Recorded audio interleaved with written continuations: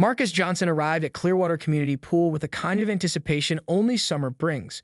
The 38-year-old Marine veteran adjusted his prosthetic leg briefly before transferring to his titanium wheelchair, a hard-earned gift from his former unit after losing his left leg to an IED in Afghanistan.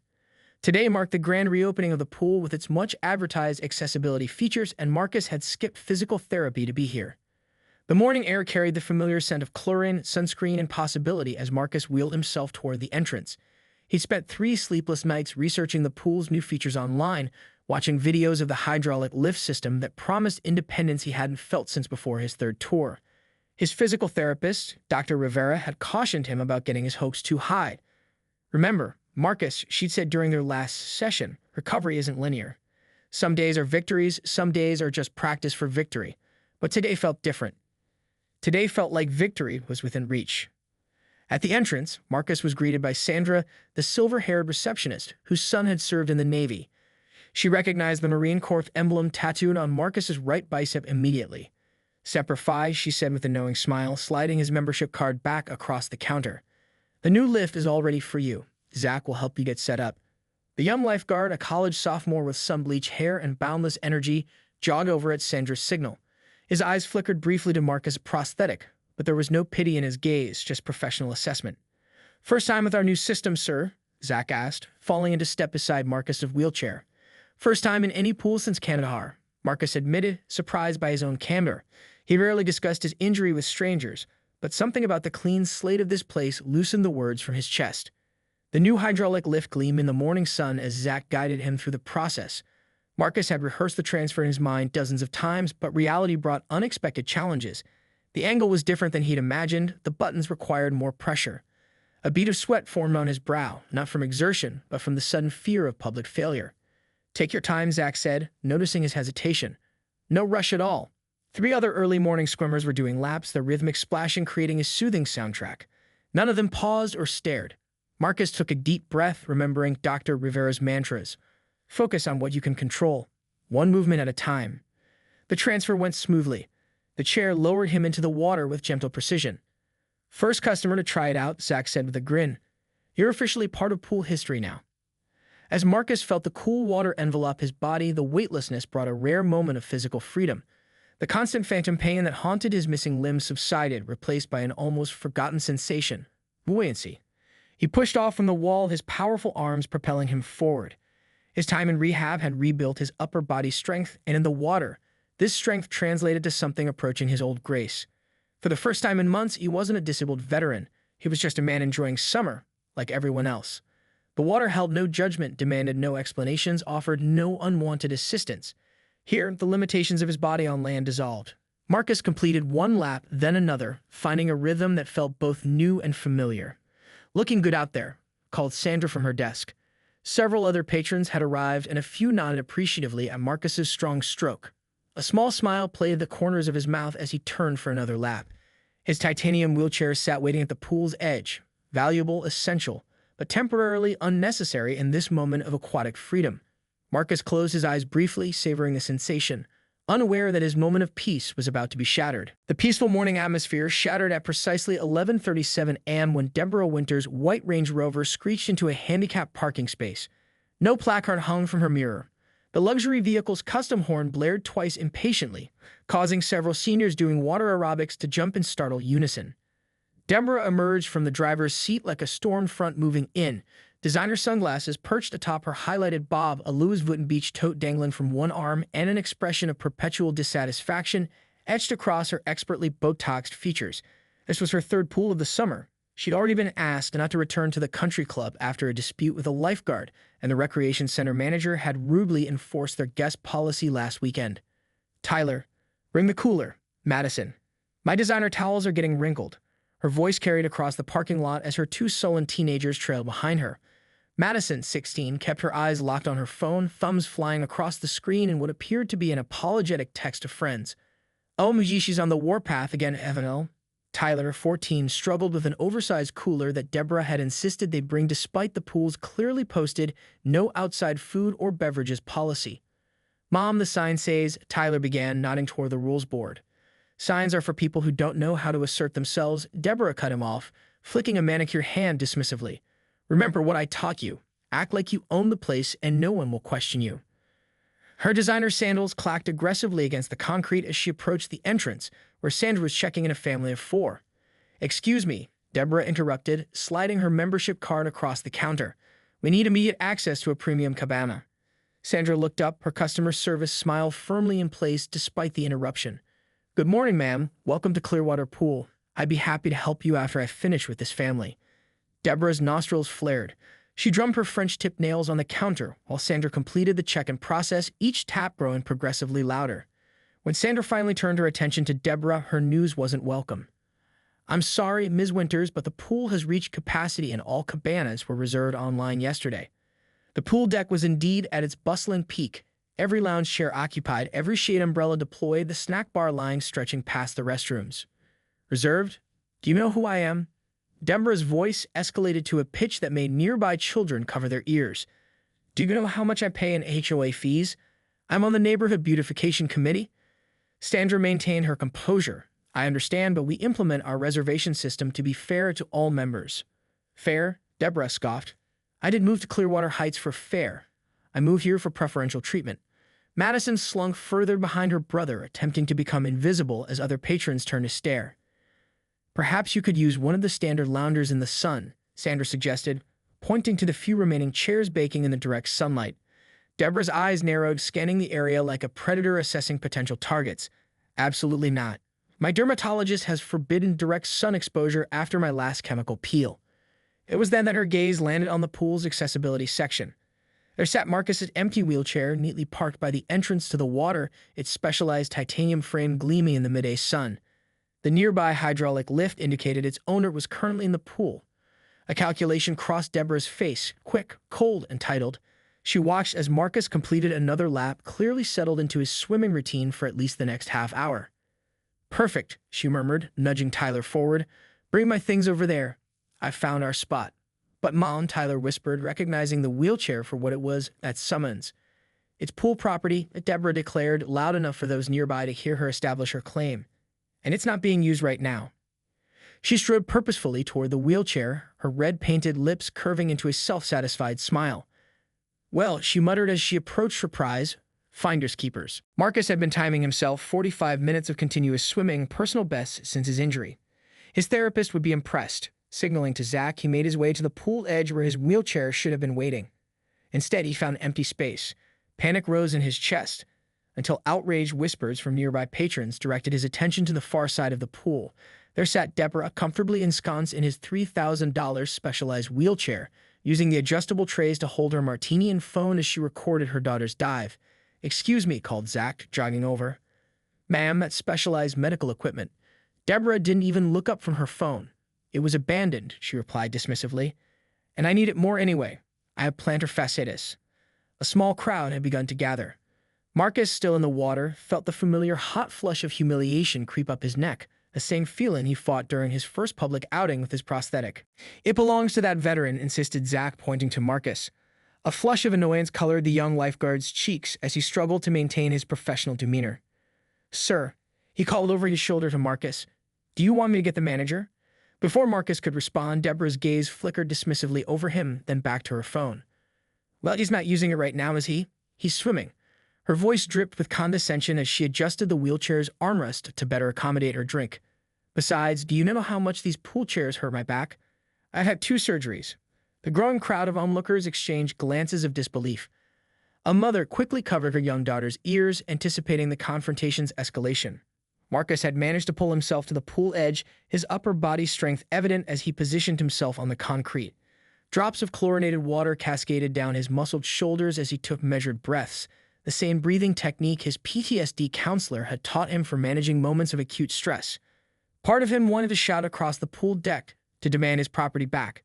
Another part, the part still healing from years of being stared at, poked at, pitied, wanted to simply disappear. "Do you need help, sir?" asked a teenage boy, not Tyler, but another youngster who had been playing volleyball nearby. "I've got it," Marcus replied quietly, the words coming out more strained than he'd intended. An elderly man named Frank, his skin deeply tanned from decades of outdoor swimming, approached the edge of the pool. The faded navy tattoo on his forearm marked him as a fellow veteran. He'd been watching the situation unfold with increasing indignation. "Son, let me give you a hand," Frank offered, his liver-spotted hand extended toward Marcus. "I recognize the purple heart tattoo on your shoulder. Vietnam myself, Mekong Delta 68. As Frank helped stabilize Marcus at the pool's edge, he turned toward Deborah with undisguised contempt. "Lady, that's not just any wheelchair. That's a titanium Raptor ZX with custom pressure mapping. I know because I fundraised to get one for my grandson who came back from Iraq missing both legs." Frank's voice carried across the pool deck with the authority of someone who had seen too much in life to tolerate such behavior. "That chair costs more than most cars. It's built specifically for him." The gathering crowd murmured in disapproval. Several phones were now recording the incident, their camera lenses gleaming in the sunlight like accusatory eyes. Deborah's teenage son, Tyler, had been inching away from his mother since the confrontation began. Now he stood several feet away, his face a mask of adolescent horror. "Mom," he hissed urgently, "just give it back." His sister Madison, emerging from the pool where she'd been trying to hide, grabbed her brother's arm. "Everyone's recording this," she whispered frantically. "Caitlin just texted me. It's already on her Instagram story." Indeed, at least a dozen phones were now pointed in their direction. A middle-aged woman in designer swimwear, who had been lounging nearby, stood up abruptly. "Deborah? Deborah Winters. Aren't you on the PTA fundraising committee with me?" Deborah's face flushed, but rather than backing down, she doubled down. "This is ridiculous," she announced to the crowd at large. "I have just as much right to comfort as anyone else. First come, first served. That's the rule everywhere." She turned to address Zach directly, her voice taking on the practiced outrage of someone accustomed to getting her way through intimidation. "I'd like to speak to your manager immediately. I'm being harassed for simply using available pool furniture." Marcus, now seated on the edge of the pool with his prosthetic leg partially visible, found his voice. "Ma'am," he said, the word coming out in military precision despite his rising anger, "that's not furniture. That's my mobility, my independence." Their eyes met across the pool deck, his steady, hers defiant. For a moment, the crowd fell silent, waiting to see how Deborah would respond to being directly addressed by the man she was wronging. "I don't care who he is," Deborah finally said, breaking eye contact to address Zach instead of Marcus. "First come, first served. He can have it when I'm done." The pool manager, Alina Rodriguez, arrived breathless from the office.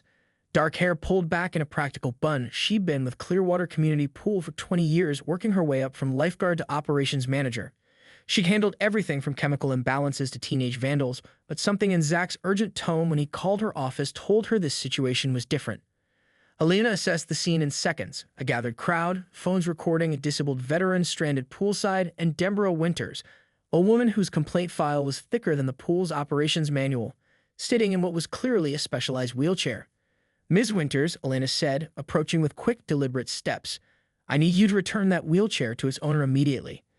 Deborah straightened in the chair, shoulders squaring as she prepared for battle. "I was just explaining to your junior staff that I found this chair abandoned. Finders keepers. That wheelchair costs more than my car," Alina stated flatly, her voice carrying across the now quiet deck. "Those are carbon fiber components with titanium reinforcement. Return it immediately, or I'm calling the police." Something in Alina's tone, the certainty of consequences, triggered Deborah's fight response. She stood up abruptly, sending the wheelchair rolling backward. The martini glass tipped, spilling its contents across the chair's electronic control pad. "How dare you threaten me?" Deborah's voice rose an octave. "I'll have your job for this discrimination." A collective gasp rose from the onlookers as the liquid seeped into the wheelchair's controls. Small sparks flickered visibly from the panel, followed by the acrid smell of electrical short. "That's property damage," someone called out. "She just ruined his chair," another voice added. Deborah glanced nervously at the sparking control panel, then switched tactics. It was already malfunctioning. That's obviously why it was left unattended. Meanwhile, Teresa, a petite woman in her 60s with silver-streaked hair, had approached Marcus. The retired trauma nurse from Tampa General Hospital had been enjoying her usual morning swim when the commotion began. "I've got you, soldier," she said quietly, offering both a beach towel and her steady presence. "My husband was 82nd Airborne. 2 tours in Desert Storm." Teresa's calm efficiency provided Marcus a moment of dignity. She unfolded a portable beach chair she retrieved from her bag, positioning it beside him. "Let's get you out of the sun while this gets sorted," she said, her voice low enough that only he could hear. "Your prosthetic's getting too hot on the concrete. That's going to cause skin irritation." Marcus nodded gratefully, though the muscle in his jaw twitched with suppressed emotion. Being rendered helpless in public was his recurring nightmare. a scenario his therapist had been helping him prepare for, but no amount of preparation felt adequate in the moment. 3 college-age swimmers had formed a protective semicircle around him, deliberately blocking most of the smartphones to the recording. Their quiet solidarity spoke volumes, a generation often maligned for their screen addiction, using those very devices to document injustice rather than just Marcus's vulnerability. What kind of person steals from a veteran? Someone called out from the growing crowd. The question hung in the chlorine-scented air, crystallizing the moral clarity of the situation. Deborah, sensing the crowd turning against her, tried a new tactic. Her expression shifted from indignation to martyrdom in an instant. "I have fibromyalgia," she announced loudly, one hand pressed dramatically against her chest. "That's a disability, too. Where's my accommodation? I've been in pain for years, but because my disability isn't visible, I'm treated like a second-class citizen." Her dramatic performance was interrupted by her daughter's mortified wail. "Mom, please stop. My TikTok is blowing up with this already." Madison thrust her phone toward her mother, the screen displaying a rapidly increasing view count on a video titled "Karen Steals Disabled Vet's Wheelchair at Our Pool." "This is defamation," Deborah sputtered, her face paling as she scrolled through the comments appearing in real time beneath the video. "They can't post this without my permission." "Actually, ma'am," said a bespectacled man in swim trunks who had been quietly observing, "Florida is a 2-party consent state for audio recording. There's no expectation of privacy in a public pool. Those videos are perfectly legal." The man nodded respectfully toward Marcus. "Professor Michaels, Clearwater Community College. I teach media law." The pool's security officer, Ray Washington, moved with the measured calm of his 22 years on the police force. At 6'4", with shoulders like shelf brackets, his presence alone usually de-escalated situations. Today was his first day back after knee surgery. Ironically, he'd been using a wheelchair himself until just last week. Ray had been monitoring the security cameras from his office when he noticed the gathering crowd. Upon arriving poolside, he took in the scene. Marcus still seated in the portable beach chair, the damaged wheelchair with its control panel now emitting occasional sparks, and Deborah gesticulating wildly to a thoroughly unconvinced Elena. "Afternoon, everyone," Ray said, his deep voice carrying across the now silent pool deck. The crowd parted instinctively as he approached, his security uniform crisp despite the heat. Elena turned to him with visible relief. "Officer Washington, we have a situation involving theft and damage of specialized medical equipment." Ray nodded, then addressed Deborah directly. "Ma'am," he said, his tone professional but firm, "I need you to step away from the wheelchair." Deborah's expression shifted from indignation to calculation as she assessed this new authority figure. Her voice adopted a haunted quality that hadn't been present moments before. "Officer, I'm so glad you're here. These people have been harassing me simply for using available pool furniture. I've been made to feel very unwelcome." Ray's expression didn't change. "That's not pool furniture, ma'am. That's a Raptor ZX adaptive wheelchair, classified as durable medical equipment under Florida state law." Deborah blinked, momentarily thrown by his specific knowledge. "How would I know that?" she countered, folding her arms defensively. There was no sign saying it belonged to anyone. Ray glanced at the wheelchair's backrest, where M. Johnson, USMC, was clearly embroidered in marine blue thread. "Ma'am," Ray continued, "I'm going to ask one more time for you to step away from the chair so we can return it to its rightful owner." Deborah clutched the armrests tighter, her French-tipped nails digging into the custom padding. "I know my rights. This is public property." Ray's expression remained impassive. "Actually, this is private property where I'm employed to remove individuals causing disturbances." He gestured toward the pool's entrance where a large sign clearly stated Clearwater Community Pool, private membership facility. "Furthermore," and he continued, his voice taking on the formal cadence of his police training, "that wheelchair is classified as durable medical equipment under state law, making its theft a felony offense." He tapped his radio meaningfully. Last chance to return it voluntarily. A flash of uncertainty crossed Deborah's face as she realized the potential legal consequences. The crowd had grown larger, with several swimmers emerging from the pool to witness the confrontation. Madison had disappeared entirely, presumably hiding in the locker room, while Tyler stood frozen near the snack bar, a forgotten popsicle melting down his arm. "You can't be serious," Deborah said, her voice losing some of its conviction. "I'm a taxpayer. My husband plays golf with the chief of police. I worked with Chief Barnes for 15 years before retiring from the force," Ray replied evenly. "I'd be happy to give him a call to discuss the situation." As reality began to sink in, Deborah attempted to stand, but in her haste, knocked over the remains of her martini, sending more vodka splashing across the wheelchair's already compromised electronic controls. The panel sparked visibly, followed by a small plume of smoke and the distinct odor of burning circuitry. The collective gasp from the onlookers was audible. Someone whispered, "That's going to cost thousands to repair." With panic replacing indignation, Deborah shoved the wheelchair forward and made a dash for the parking lot, her designer sandals slapping against the wet concrete. The chair rolled wildly for a few feet before veering into a row of lounge chairs, toppling several before coming to rest. "She's running," someone called out unnecessarily. Ray sighed and pressed his radio button. "We've got a 10 to 15 in progress. Suspect heading to the north lot, white Range Rover with vanity plate DBORA1. Subject has damaged and attempted to flee with adaptive medical equipment belonging to a disabled veteran." He turned to Alina. "Call the police. I'll follow her, but with this knee, I won't be winning any foot races today." As Ray moved toward the exit as quickly as his recovering knee would allow, he called over his shoulder, "Someone help Mr. Johnson, please, and see if we can get that chair to stop smoking before the circuit board is completely fried." Officers Jenkins and Rivera had been parked just 2 blocks away when the call came in. They'd stopped for coffee at the Manatee Cafe, a ritual before their afternoon patrol of Clearwater Heights. The radio squawked with the code for theft in progress, followed by a description that made Officer Rivera raise her eyebrows. Did dispatch just say someone stole a wheelchair from a disabled veteran at the community pool? She asked, already starting the engine. Jenkins nodded, setting down his half-finished coffee. And apparently they're trying to flee the scene. Riggs got eyes on them. They arrived at the pool's parking lot in 90 seconds, just as Deborah Winters was struggling to unlock her Range Rover. Her designer purse swung wildly from her arm as she fumbled with her keys, her perfectly highlighted hair now disheveled from her hasty exit. "Ma'am," Officer Jenkins called out, stepping from the cruiser. "Please stay where you are." Deborah spun around, her expression cycling rapidly from panic to relief. "Officers, thank goodness you're here. That security guard is harassing me. I want to file a complaint." Officer River approached calmly, positioning herself between Deborah and the vehicle. "We received a call about theft of medical equipment and property damage," she stated. "Are you Deborah Winters?" "This is ridiculous," Deborah sputtered, her indignation returning. "I simply used an unused chair at the pool, and now everyone's treating me like a criminal." Ray Washington emerged from the pool entrance, moving more slowly than usual due to his recovering knee. "Officers," he called, "we have multiple witnesses and video evidence. The suspect damaged a specialized wheelchair belonging to a disabled Marine veteran after being repeatedly asked to return it." Officer Jenkins nodded to his colleague, who began to recite Miranda rights with practiced precision. "This is harassment," Deborah shrieked as Officer Rivera recited her Miranda rights. "Do you know who my husband is? He's on the board of the Clearwater Heights Homeowners Association." Officer Jenkins maintained his professional demeanor. "Ma'am, we're responding to a reported theft. We'll need you to come with us to sort this out."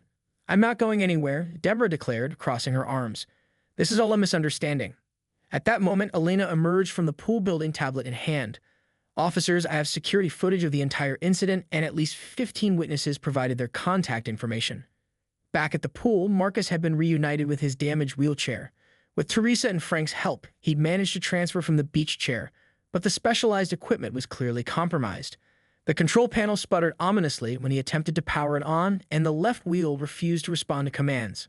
Marcus stared at the chair, his face unreadable. The chair represented more than mobility. It was independence, dignity, normalcy. 6 months of rehabilitation and adaptation had gone into calibrating it precisely for his needs. "The circuit board is fried," said a slender man who had knelt to examine the damage. "I'm an electrical engineer. I work with medical devices. The liquid damaged the main processor." Marcus nodded silently, processing the implications. His VA benefits wouldn't cover a replacement for at least 3 years. Without this chair, he faced weeks or months of limited mobility and increased dependence. A quiet voice broke the silence. "I'm Tyler, her son." The teenager stepped forward, hand extended awkwardly. His face was flushed with embarrassment, but he met Marcus's eyes directly.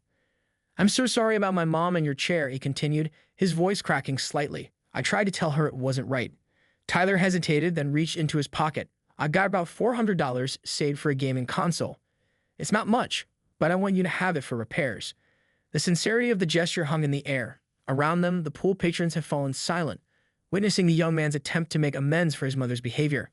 Meanwhile, at the police cruiser, Deborah's indignant protests collapsed into horrified silence when Officer Jenkins informed her of the charges: theft of medical equipment, destruction of property valued over $3,000, fraudulent use of handicapped parking, public intoxication, and disturbing the peace. "This will never hold up in court," she insisted, with less conviction than before. "Ma'am, we have video evidence from multiple angles." Officer Rivera replied, gesturing toward the phones still recording from the pool fence. The DA tends to take a particularly dim view of crimes against veterans in this county. As the cruiser pulled away, Deborah caught a glimpse of Madison, her face buried in her hands, surrounded by a group of teenagers showing her something on their phones. The